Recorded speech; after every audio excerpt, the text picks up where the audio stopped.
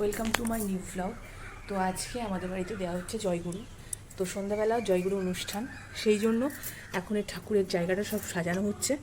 তো কিছুটা সাজিয়ে আসলাম, চলো দেখিয়ে দিই তোমাদেরকে কেমন সাজানো হয়েছে। কাজের বাড়ি, বুঝতেই পারছো সবসময় ভিডিও করা সম্ভব হয়ে ওঠে না। তো একেবারে রেডি হয়ে এখন সন্ধেবেলা চলে এসেছি এখানে, তোমাদের দেখিয়ে দিলাম এক ঝলক আজকের সাজানোটা কেমন হয়েছে তোমরাই বলো। তো আজকের সাজিয়েছি আমি আর অঙ্কিতা মিলে। তারপরে এখন অনুষ্ঠান হচ্ছে। এখন এখানে আমাদের গুরুর নানান পাঠ হচ্ছে, তারপরে কীর্তন হচ্ছে, জমে উঠেছে।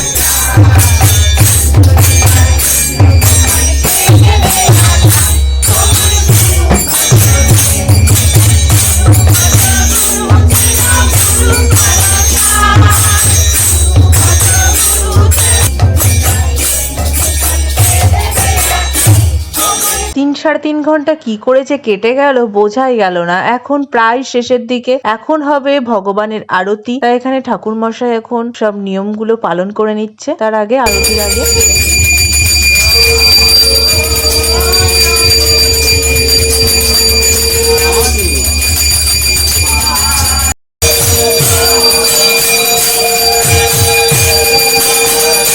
এখন সবাইকে প্রসাদ দিয়ে দেওয়া হবে, ওই জন্য এখন সবাইকে পাতা দিয়ে দেওয়া হয়েছে। তো আজকে কি কি আছে চলো তোমাদের দেখিয়ে দিই। আজকে আছে গরমের রুটি, আর আছে চানা পনির, মিষ্টি, এখানে আছে রসগোল্লা আর কালো মিষ্টি। তো ফাইনালি এখন বাজে হলো 11টা। এখন সবার খাওয়া দাওয়া শেষ হলো।